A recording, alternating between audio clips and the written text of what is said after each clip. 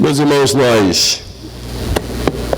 nós estamos aqui para compartilhar algo que nos foi dado e o tema é unidade versus uniformidade. Eu escolhi abordar este assunto elaborando algumas questões para que, através das possíveis respostas, sejamos conduzidos à reflexão teológica e à prática, à vivência revelada nas Escrituras. Então, nós elaboramos algumas perguntas, e as perguntas são essas. Primeiro, o que entendemos por unidade e uniformidade?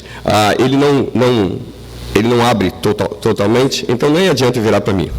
Valeu, tudo bem, eu vou por aqui. O que entendemos por unidade e uniformidade? Aqui eu não consigo enxergar daqui. Segundo, parece-nos inquestionável que como igreja de Cristo sejamos todos chamados à unidade, mas o mesmo se daria para com a uniformidade? Em terceiro, seguindo esta segunda, se sim, o que há de diferença para motivar um debate como este? Se não, o que existiria na unidade revelada para a igreja que impediria ou limitaria a uniformidade? E por último, nosso movimento progride em que direção e por quê? Então nós vamos tentar responder a estas perguntas, buscando aí então, como eu disse, a reflexão teológica e a vivência por meio das Escrituras, daquilo que o Senhor nos apresenta. Primeira pergunta, então, o que entendemos por unidade e uniformidade? Então vamos a uma simples e fácil definição encontrada em todos os lugares. Unidade. A qualidade ou estado de ser um ou único. Qualidade do que apresenta similitude, harmonia ou coerência com outros elementos da mesma espécie. Cada parte estruturada que por si forma um todo dentro de uma estrutura maior. Continuidade sem desvio ou mudança de propósito, ação, conduta. Então, aqui uma série de definições, ajuntadas. Antes, deixa eu dar uma informação que deveria ter dado no início. O que nós estamos aqui apresentando está no formato de apostila e poderá ser passado depois para quem desejar. Todo esse conteúdo que nós temos aqui, que estamos comunicando. Então, unidade. O que seria uniformidade? Regularidade no modo de agir, sentir, ausência de variedade, de diversidade, de multiplicidade. O que é uniforme? Igualdade, conformidade, monotonia, regularidade. Agora, o que é importante nós entendermos, uma observação aqui que é importante para nós, no desenvolvimento daquilo que temos pela frente, é que estas definições que nós acabamos de ler, elas são definições que encontramos no contexto secular, definições que encontramos fora das Escrituras, e que nem sempre nós temos que saber disso, até porque, às vezes, nós abraçamos determinadas definições e assumimos estas definições e jogamos estas definições para as Escrituras e para a nossa própria posição teológica, e nem sempre estas definições têm coerência com as Escrituras e têm sua origem nas Escrituras. Toda definição que nós encontramos no contexto secular, que aqui foram lidas, segue duas vertentes originais, e eu quero só observar isso aqui. Primeiro, a de Parmênides, filósofo pré-socrático, então já veja que é fora do nosso contexto, que fundou grande parte da sua doutrina da verdade no conceito de uno. Para ele, o que é uno não pode ser múltiplo, pois precisamente o uno se opõe ao múltiplo, que é o reino da ilusão e da opinião. Nesse sentido, o uno é a identidade pura, a pura simplicidade e a pura uniformidade. Este conceito aproxima os termos, como está escrito aí, unidade e uniformidade, criando a possibilidade de um ser definido pelo outro. Então nós encontramos isto no contexto pré-socrático, no contexto grego fora das Escrituras. A outra vertente vem do desenvolvimento de Platão, ainda fora das Escrituras, sobre o que Parmênides estabeleceu, concebendo toda a ideia como unidade.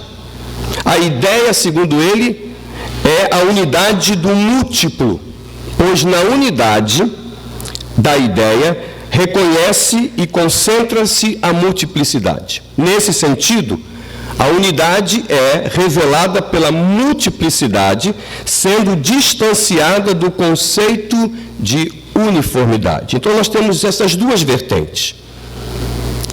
E dessas duas vertentes, nós encontramos todas as definições, comuns definições, acerca de unidade e uniformidade em todos os nossos dicionários, inclusive nas vertentes vindas do latim.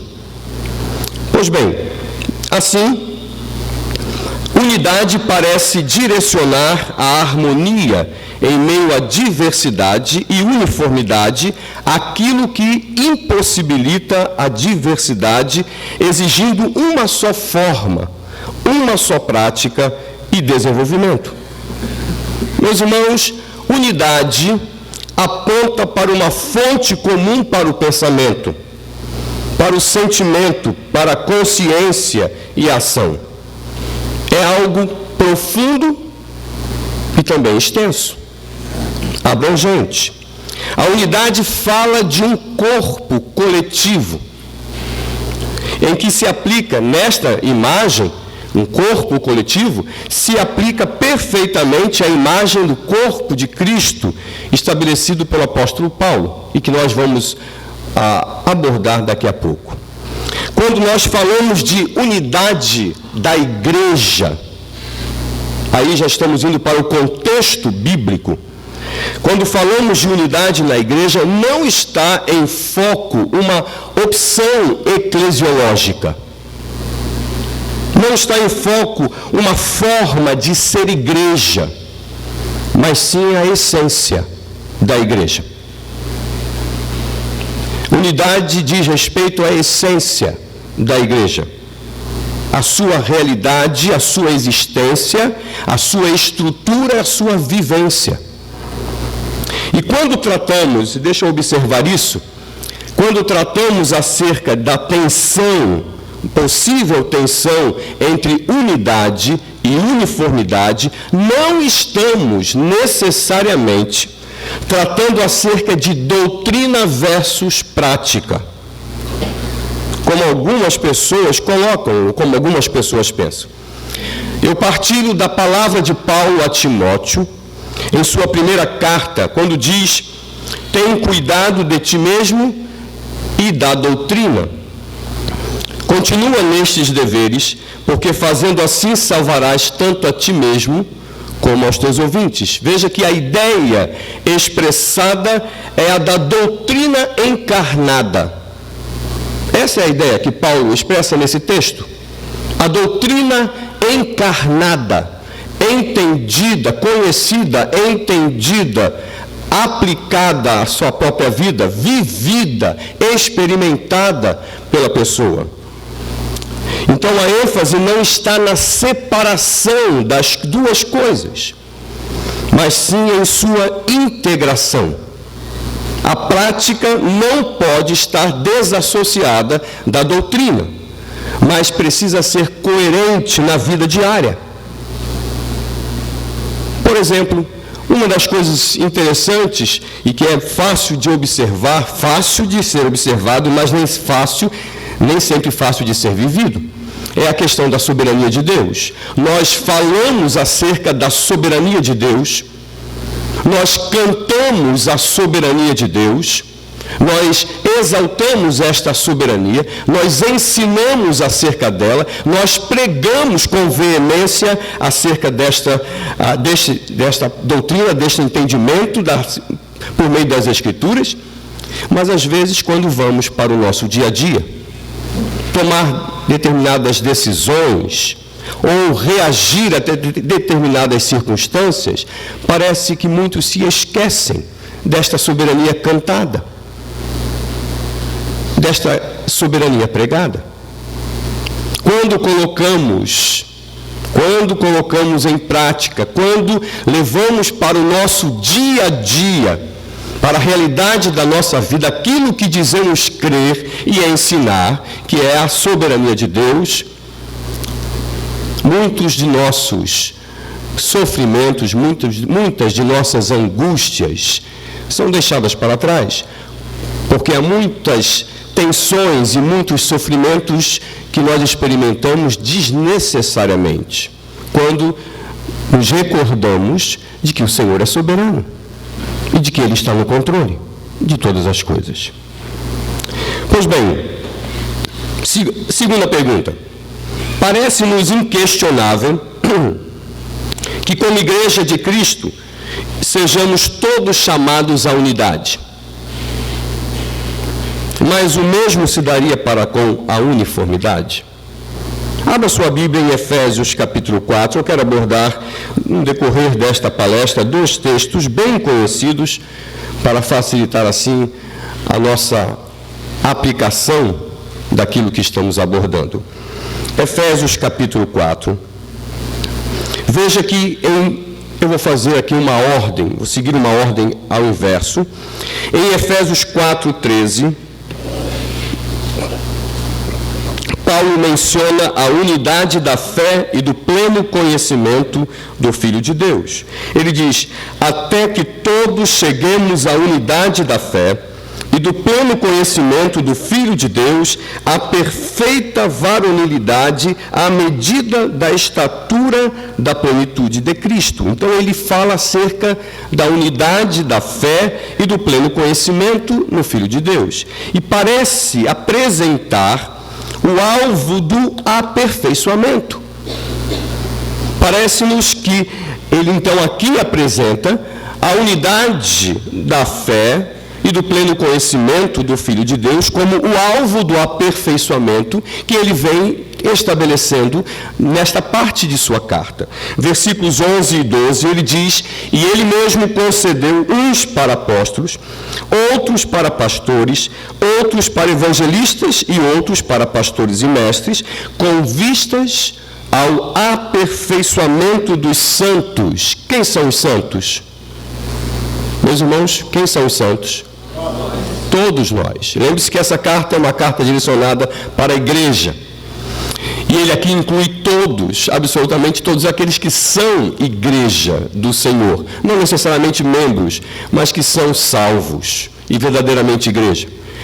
E isso inclui a nós como líderes, a nós como pastores. Então, com vistas ao aperfeiçoamento dos santos, para que esse aperfeiçoamento? Para o desempenho do seu serviço. Para que esse serviço? Para a edificação do corpo de Cristo, até que cheguemos, então, à unidade da fé.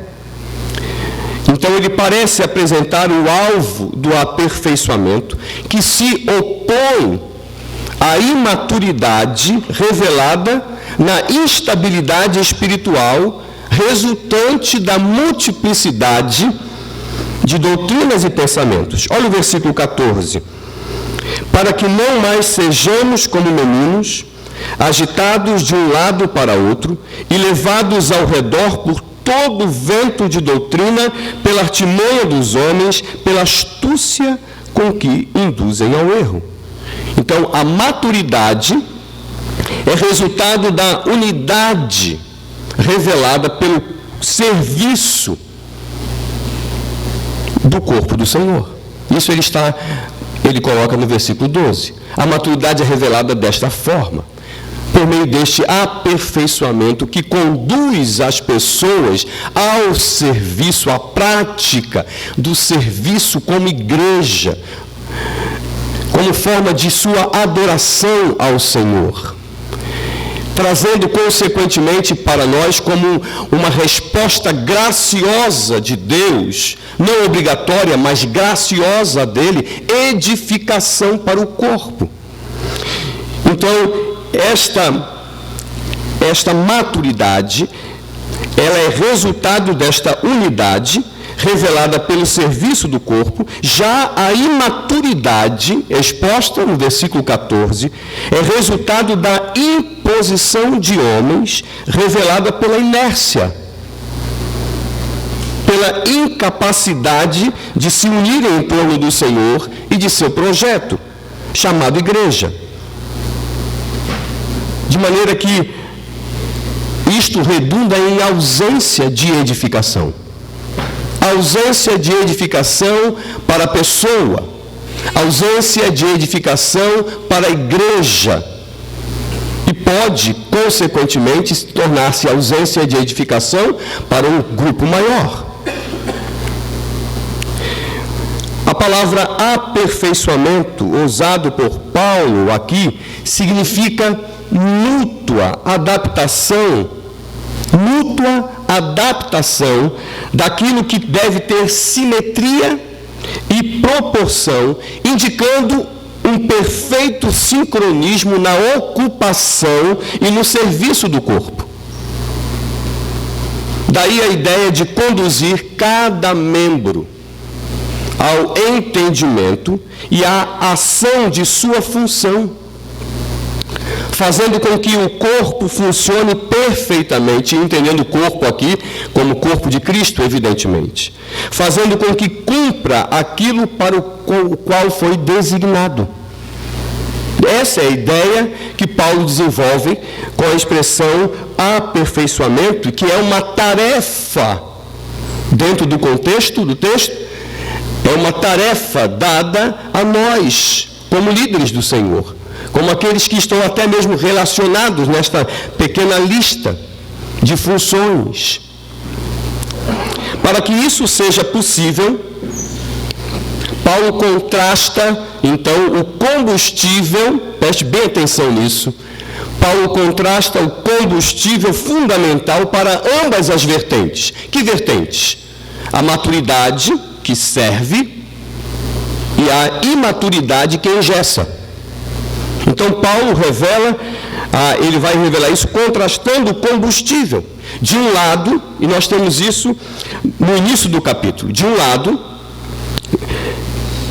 nós temos no capítulo 4, versículos de 1 a 3, de um lado nós temos a humildade como combustível. Agora vamos ler esse texto primeiro, todo o versículo, os versículos de 1 a 3.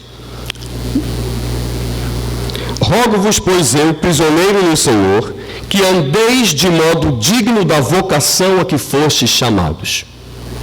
Veja, há uma exortação, uma ordem, na realidade, para que nós vivamos de modo coerente, de modo que é a expressão digno, de modo coerente com a vocação a que nós fomos chamados, a vocação de sermos igreja do Senhor. Aí ele continua e apresenta não somente o caráter desta vocação, como é bem observado por muitos, mas ele apresenta uma progressão a partir do versículo 2 em diante. Há uma progressão, há um combustível, há algo fundamental que é o ponto de partida para a vivência desta vocação em Cristo. E este ponto de partida, este combustível, conduz a determinadas características, a determinados passos, e que produzem um resultado. Então vamos a esses.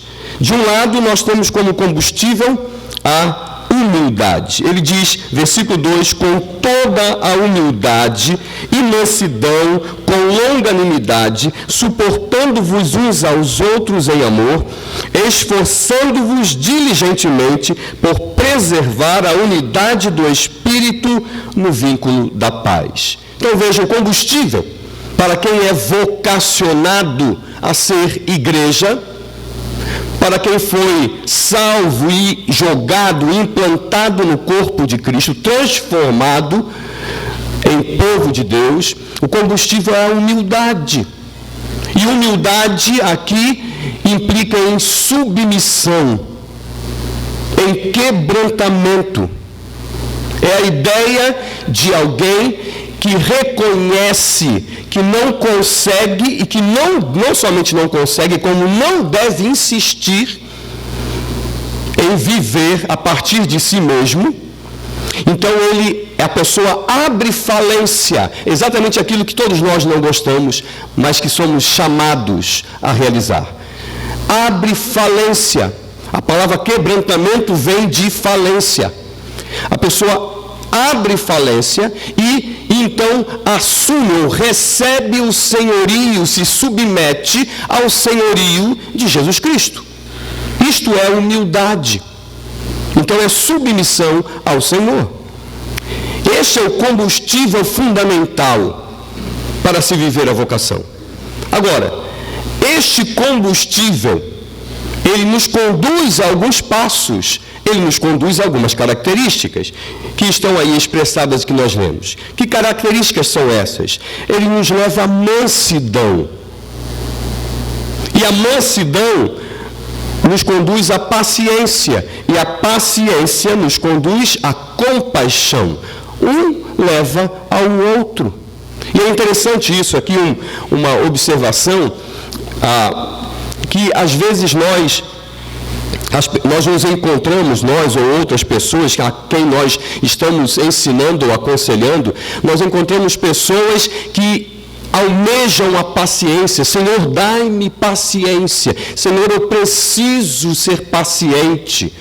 Não é? Ou eu preciso aprender a amar ao próximo. Eu preciso ter esse sentimento de compaixão. Só que isto não é um alvo em si, isolado das demais coisas. O que nós aprendemos é que isto é uma consequência de uma atitude. E a atitude é a humildade, é a submissão ao Senhor. Para ser paciente, à luz daquilo que o Senhor nos determina, é preciso que nós assumamos falência de nós mesmos e sigamos o senhorio de Cristo. E ele apresenta então que o resultado desta progressão, quando começa com a humildade, o resultado é a unidade. Quer dizer, tudo o que faz agrega. Parece agregar naturalmente. Agora, por outro lado, Paulo, como combustível da imaturidade, Paulo nos apresenta um outro texto. Ele faz um paralelo aqui entre um texto, entre uma parte e outra. Veja comigo os versículos 17 a 19. Olha aí do lado. Isto, portanto, digo e no Senhor testifico, que não mais andeis. Veja que lá no versículo 1, ele está exortando a igreja a andar, a viver. Mas aqui, baseado no que ele já desenvolveu, diante de aquilo que ele apresenta, ele então chama a atenção dos seus leitores e os exorta a não andar, a não mais fazer, pela condição em que estão. Então ele diz, isto, portanto, digo no Senhor testifico, que não mais andeis como também andam os gentios, e aí vem o combustível, na vaidade dos seus próprios pensamentos, obscurecidos de entendimento, alheios à vida de Deus por causa da ignorância em que vivem, pela dureza do seu coração, os quais, tendo se tornado insensíveis, se entregaram à dissolução, para que, com avidez, cometerem toda sorte de impureza. Qual é o combustível para aqueles que não são vocacionados a ser igreja, para aqueles que não são exortados a andar coerentemente com a vocação que receberam. O combustível é o orgulho, expressado aqui através da vaidade dos seus próprios pensamentos. Paulo cria uma dicotomia no mundo. Paulo cria uma dicotomia entre os seres humanos. Aqueles que são vocacionados a ser igreja e que precisam obrigatoriamente, não há outra alternativa, não há alternativa, melhor dizendo, eles precisam se submeter a Jesus Cristo, porque caso contrário andarão como os gentios andam, movidos por seu próprio orgulho, pela vaidade dos seus próprios pensamentos. E qual é a consequência disso? Qual é a consequência deste combustível? Isto nos leva à ignorância. Ignorância de conhecimento. E é óbvio, pense comigo, é lógico que a pessoa se torna ignorante quanto ao conhecimento. Por quê? Porque toda a realidade para esta pessoa será entendida, pensada, será decidida mediante a vaidade dos seus próprios pensamentos. Porque o que importa são os seus próprios pensamentos. E esta ignorância de conhecimento se transforma em ignorância de fato, em ignorância de atitude. E Paulo mostra isso na sequência do texto. Pois a ignorância leva à impaciência e a impaciência leva ao desamor. E qual é o resultado disso? O resultado é a dissensão, a dissolução. Nós temos um contraste no que Paulo está estabelecendo. E veja que é baseado neste entendimento que ele exorta a todos ao cuidado no trato, nas discussões, nas determinações assumidas. É a partir deste entendimento que Paulo, lá no versículo 25, pode acompanhar comigo o texto, vai dizer, por isso, quer dizer, baseado em que ele está trabalhando até ali, ele diz, por isso, deixando a mentira, fale cada um a verdade com o seu próximo, porque somos membros uns dos outros, irai-vos e não pequeis, não se ponha o sol sobre a vossa ira, nem deis lugar ao diabo. Aquele que furtava, não furte mais, antes trabalhe fazendo com as próprias mãos o que é bom, para que tenha com que acudir ao necessitado. Não saia da vossa boca nenhuma palavra torpe, e sim unicamente a que for boa para a edificação, conforme a necessidade, e assim transmita graça aos que ouvem, e não entristeçais o Espírito de Deus, no qual fostes selados para o dia da redenção. Longe de vós toda amargura e cólera e ira, e gritaria, e blasfêmias, e bem assim toda malícia. Antes sede uns para com os outros benignos, compassivos, perdoando-vos uns aos outros, como também Deus em Cristo vos perdoou. Sede, pois, imitadores de Deus, como filhos amados, e andai. Lembra da expressão andar? E andai em amor, como também Cristo nos amou, e se entregou a si mesmo por nós, como oferta e sacrifício a Deus em aroma suave. Isso é o que nós encontramos nas Escrituras acerca do entendimento e da visão da unidade da igreja em Jesus Cristo, como corpo de Cristo. Já o conceito de uniformidade encontrado nas Escrituras aponta para as similaridades do pensamento e sentimento, ao invés de uma estrutura visível ou prática. Unânime, veja, unânime, de uma só mente. Além de Romanos 15, versículo 6, é usado 10 vezes em Atos, como em Atos 2, versículo 46. O interessante é que esta unanimidade era baseada na realidade de Cristo formando um só povo, na compreensão disto e na busca da vivência desta compreensão. Então, a palavra unânimes, que expressa nas Escrituras a ideia de uniformidade, A igreja primitiva era caracterizada por essa unidade de propósito. Veja comigo, rapidamente, o livro de Atos. Vamos ver alguns desses textos, pontuar alguns deles. Atos, capítulo 1, versículo 14. Todos estes perseveravam unânimes em oração com as mulheres, com Maria, mãe de Jesus, e com irmãos dele. Veja o capítulo 2, versículo 46.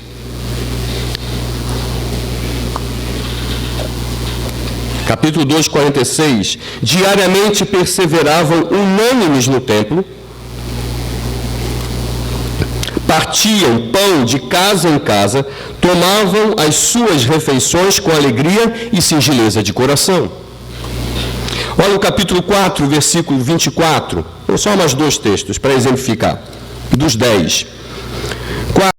4. Ouvindo isto, unânimes, levantaram a voz a Deus e disseram: Tu, soberano Senhor, que fizeste o céu, a terra e o mar, e tudo o que neles há. E eles continuam, então, esta palavra. Capítulo 5, versículo 12. Muitos sinais e prodígios eram feitos entre o povo pelas mãos dos apóstolos, e costumavam todos reunir-se de comum acordo no pórtico de Salomão. Então, a igreja primitiva era caracterizada, ou fora caracterizada, por essa unidade de propósito.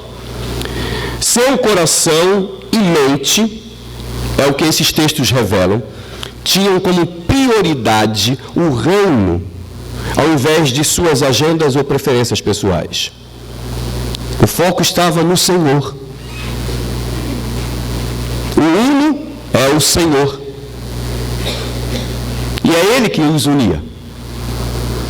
Pois bem, voltamos à segunda pergunta. Parece-nos inquestionável que, como Igreja de Cristo, sejamos todos chamados à unidade. Mas o mesmo se daria para com a uniformidade? E aí vem a terceira pergunta ligada a esta. Se sim, o que há de diferença para motivar o debate?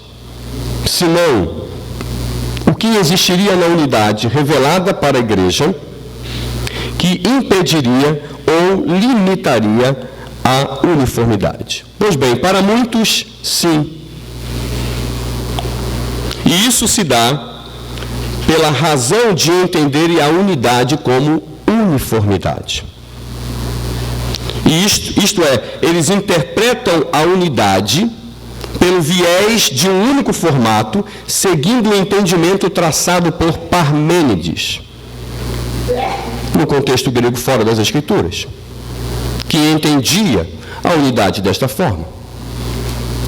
Daí o motivo da exposição do assunto, a fim de desenvolver conhecimento, reflexão e possível e esperada mudança em prol da unidade. Então, esta é para si, a resposta para se sim. Agora, biblicamente, não.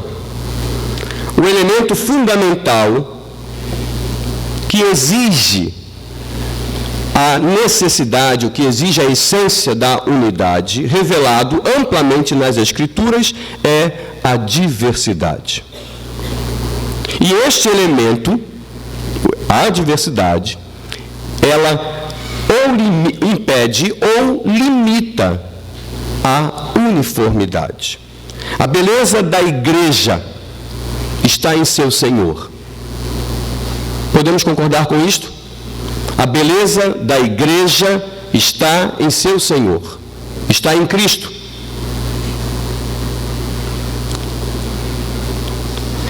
E esta beleza é mais bem revelada por meio da unidade, em meio à diversidade. Em 1 Coríntios 12, eu disse que ia usar o outro texto conhecido, vamos para ele. Em 1 Coríntios 12, Paulo desenvolve seu entendimento sobre a unidade da igreja, retratando a igreja como corpo de Cristo, estando dependente da ação direta e contínua do Espírito Santo.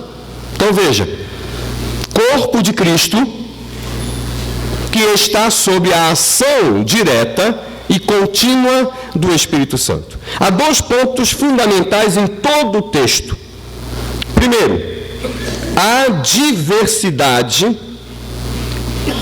diversidade ligada e coordenada pela unidade. Veja comigo os versículos 4 a 6. Ora, os dons são diversos, mas o Espírito é o mesmo. E também há diversidade nos serviços, mas o Senhor é o mesmo.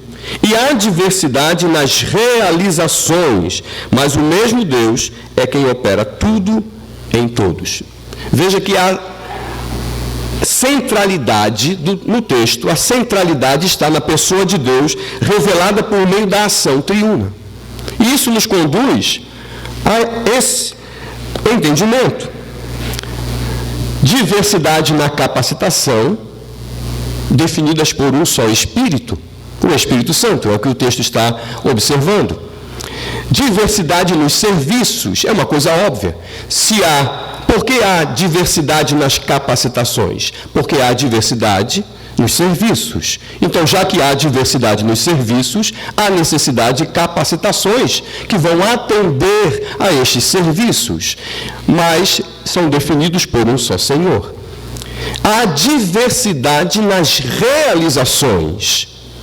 Qual é a ideia de realizações? Na forma de realizar o serviço. Podemos até realizar o mesmo serviço, mas de maneiras diferentes. Isso acontece muito nas igrejas. Nós vemos muito a necessidade desse entendimento. Você tem um professor numa determinada classe, vou exemplificar assim, uma determinada classe, e esse professor está ali há uns 5 anos, se não mais, e aí, de repente, esse professor, ele é retirado desta classe, ou ele se muda, ou por alguma razão, ele sai na direção do ensino na classe, e outra pessoa é colocada no lugar deste professor. Ambos têm a capacitação para ensinar e vão realizar o mesmo serviço, tendo a mesma referência, a mesma fonte, que são as Escrituras. Mas é comum você perceber, pelo menos no início, pessoas se sentindo desconfortáveis às vezes e reclamando porque aquele novo professor não faz ou não realiza o serviço da mesma forma que o outro realizava. Ele não ensina da mesma maneira. Não há a mesma capacitação, há nesse caso a mesma capacitação, há nesse caso o mesmo serviço, mas há diversidade nas realizações, na forma de realizar o serviço. Porém, como diz o texto, um só Deus opera tudo em todos. Então, este é um ponto fundamental. O outro ponto fundamental, o segundo ponto fundamental, é que a amarração da diversidade possível está em torno de um projeto único, divino. Olha o versículo 11 comigo. Mas um só e o mesmo Espírito realiza todas estas coisas, distribuindo-as como lhe apraz, a cada um individualmente. A expressão como lhe apraz, no versículo 11, implica em uma orientação definida e coordenada por algo já traçado pela vontade de quem o faz. Há um projeto. É isso que Paulo está se referindo. Há um projeto e o Espírito Santo age mediante sua determinação que está em conformidade com o projeto previamente estabelecido. É a partir daí que Paulo desenvolve a imagem do corpo. Olha o versículo 12. Porque assim como o corpo é um e tem muitos membros, e todos os membros, sendo muitos, constituem um só corpo, assim também com respeito a Cristo. A diversidade do corpo implica no fato de que nem todos os membros são iguais. A mensagem concentra-se na unidade e não na uniformidade. Deus nos fez para sermos um em Cristo Mas para sermos um, precisamos de muitos membros diferentes. O uno é o corpo, é o Senhor, composto de diversidade, membros, implantado e capacitado pelo Espírito Santo e dirigido pela cabeça, que é Cristo. Pois bem, nosso movimento progride em que direção? E por quê? Como temos andado? Há contextos em que a unidade tem prevalecido. Por exemplo, em prol da propagação do Evangelho. Com igrejas assumindo parceria efetiva para ações missionárias. Isso é uma coisa boa que tem dado muito certo. Eu vi isso nascer, acontecer, por exemplo, no contexto de São Paulo. E temos o desejo de realizar isso no contexto também de Manaus. Quer dizer, às vezes, nós somos a igreja do Senhor e manifestamos este ser igreja do Senhor através da igreja local, onde nos tornamos visíveis. E temos a tarefa, temos uma missão, que é de adorar o Senhor, através da evangelização, do discipulado e do louvor.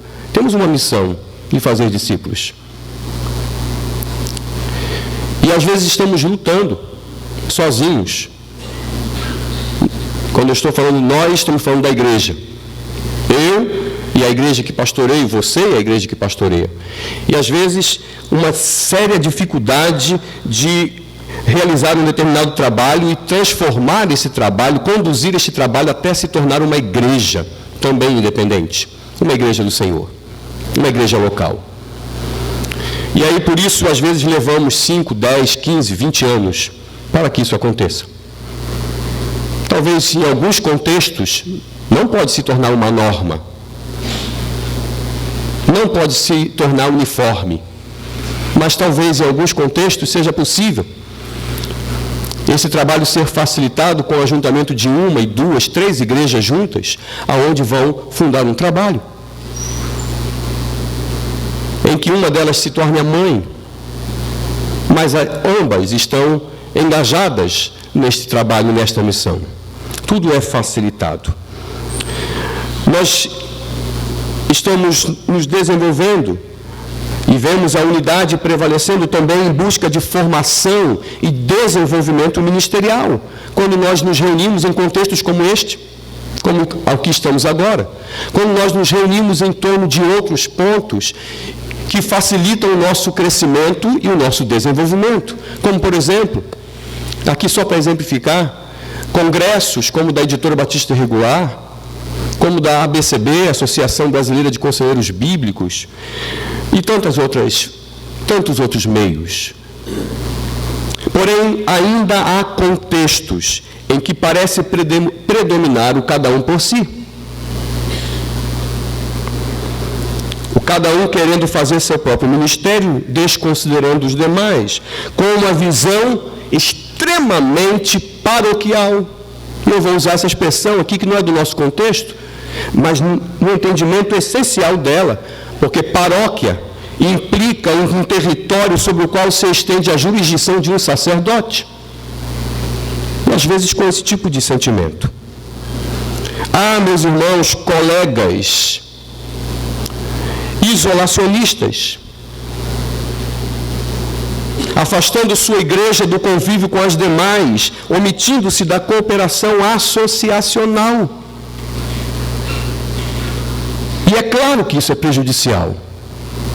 E o pior, deixa eu abrir e fechar o parênteses nesse exemplo. Há pessoas que se isolam e isolam a igreja consigo, e depois ele sai e vai embora, e a igreja tem dificuldade de se desenvolver, tem dificuldade de voltar ao convívio associacional, torna-se presa fácil para outras pessoas que vêm de fora, porque ela está isolada, exposta, com dificuldade de convivência. E com dificuldade de ser coerente, com dificuldade de viver esta harmonia e esta coerência quanto à unidade dentro de seus muros, porque tem como referencial a própria dificuldade da igreja, da organização, da instituição de conviver com as demais co-irmãs.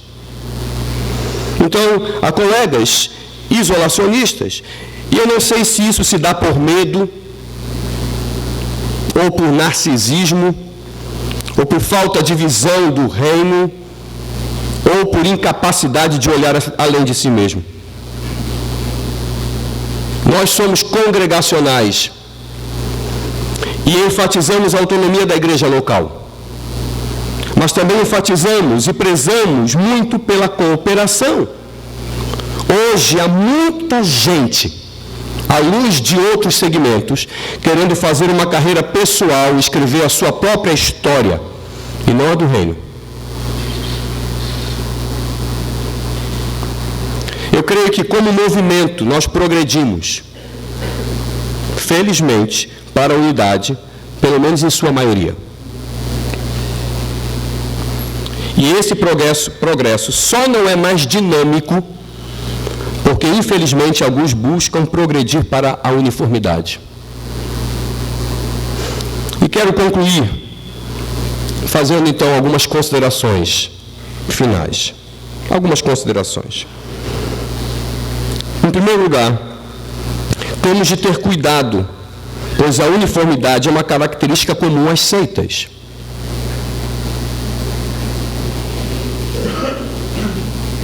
Há 4 pontos básicos nas seitas. O primeiro, a adição. Eles adicionam algo acerca da palavra de Deus. O segundo, subtração. Subtraem algo da natureza de Cristo, para não dizer outras coisas que são subtraídas. O terceiro, divisão. Dividem a lealdade a Deus para com o próprio grupo, ou para com uma determinada pessoa. Quarto, multiplicação. Multiplicam a exigência para a salvação, mais do que crer em Cristo. E sabe qual é o resultado disso? O resultado, a soma disso é que se tornam uniformes. E você pode ver isso nos seus templos. Tem os mesmos templos, tem as mesmas roupas, tem as mesmas práticas. E sabe por quê? Porque eles acabam enxergando a si mesmos como referência única da verdade e da salvação. Dessa forma, todos os que são diferentes, tanto no maior como no menor dos detalhes, estão errados. E, portanto, fora do agradar a Deus. E eu diria, na realidade, fora por não atender às exigências de suas próprias leis, das leis que eles criaram. E que a semelhança do povo de Israel no Antigo Testamento, nós encontramos nas Escrituras. Então, nós temos que ter cuidado com isso. Em segundo lugar, temos de buscar o equilíbrio na doutrina da autonomia da igreja. Alguns se isolam em meio à sua autonomia. Outros participam, mas buscam imprimir aos demais a sua autonomia, ignorando a dos demais, ferindo o próprio princípio, buscando uma uniformidade. Então nós temos que ter um equilíbrio acerca disso. Em terceiro lugar, 3 observações práticas. Primeiro, temos de ajudar nossas igrejas a um maior critério no convite a pastores. E nesse ponto, as associações têm papel fundamental, pois muitos pastores de outras linhas estão adentrando o nosso movimento e, quando pouco, mantendo-se afastado. E afastando também a igreja. E nós temos um papel acerca disso. Temos que ajudar acerca disso. Em segundo lugar, temos de ajudar aos colegas que procedem de outros grupos, como eu mencionei agora há pouco, aqueles que já chegaram, ou aqueles que chegam, temos que ajudar a integrarem-se em nosso movimento. Nós somos responsáveis por isso. Nós somos responsáveis, nós fazemos parte deste grupo. Nós fazemos parte da liderança deste movimento.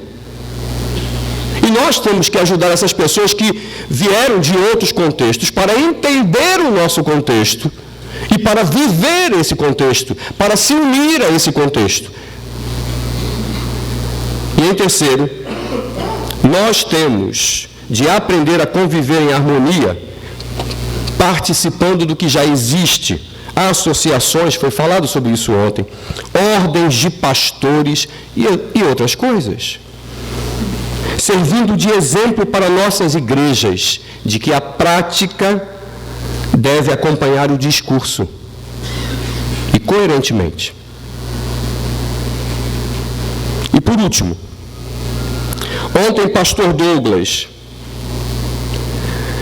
afirmou que muitos pastores têm se afastado da fé. Meus irmãos, isto normalmente se dá por duas razões básicas. Duas razões básicas. A primeira, quando se crê em algum desvio doutrinário, o que fora destacado por ele ontem. E a segunda razão comum é quando se fecha, a pessoa se fecha e luta por questões cujo referencial não estão nas Escrituras, mas no pensamento e forma particular.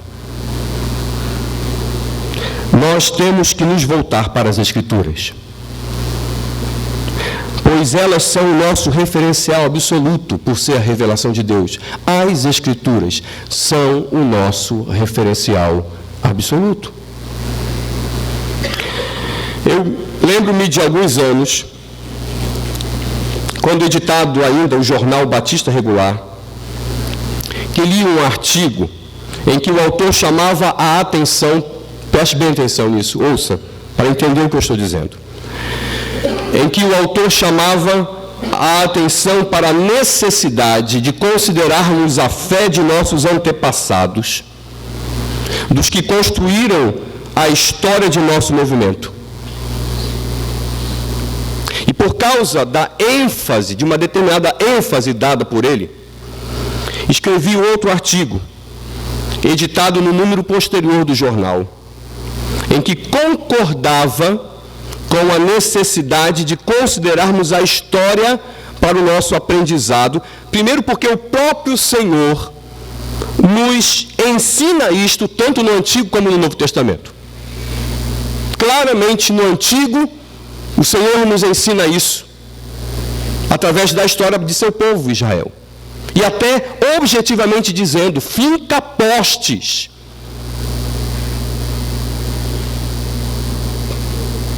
Ponha marcas, para que isso sirva para vocês e para aqueles que virão. No Novo Testamento também, 1 Coríntios 10, Paulo fala acerca de toda, recorda parte da história de Israel e diz, estas coisas lhe sobrevieram para o vosso aprendizado, para o vosso aperfeiçoamento, aplicando isso à igreja. Então nós somos exortados, por isso somos ensinados a considerar atentamente a nossa história. E também por uma questão de santidade, quanto ao assumir nossa identidade. Nós somos batistas regulares. E é uma questão de santidade, viver de acordo com esta identidade, que é assumir, que decidi assumir. E se eu não gosto dela, e se eu tenho problema com esta identidade, eu não tenho que mudar o grupo, saio dele e vou para outro. Ou formo outro grupo, que vai ter os mesmos problemas, talvez muito piores, do que existe neste grupo. Então eu tenho que assumir, é uma questão de santidade, assumir a identidade. Porém, nosso referencial absoluto não pode ser nossa história, ou o ensino e prática de nossos antepassados, mas sim o Senhor, por meio de sua palavra. Se nossa história e antepassados agiram em coerência com a palavra do Senhor, amém. E isto nos servirá. E temos, ao olhar para trás, muitos exemplos. Talvez a maior parte de nossos exemplos estão exatamente em nossos antepassados. E por isso devemos olhar e aprender com eles. Mas se agiram equivocadamente, sem o respaldo absoluto da palavra, não serve de referência para a igreja do Senhor, nem para o nosso ministério. Nós temos que nos voltar para as Escrituras. Mais Bíblia, menos costumes. Mais profundidade no Evangelho, menos teorias diversas. Mais pregação expositiva, menos divagação no púlpito. Mais aconselhamento bíblico, menos psicologia. Mais santidade, menos religiosidade. Mais igreja do Senhor, menos igreja do pastor. Mais humildade, quebrantamento, submissão ao Senhor, menos vaidade de nossos próprios pensamentos. Que Deus nos abençoe.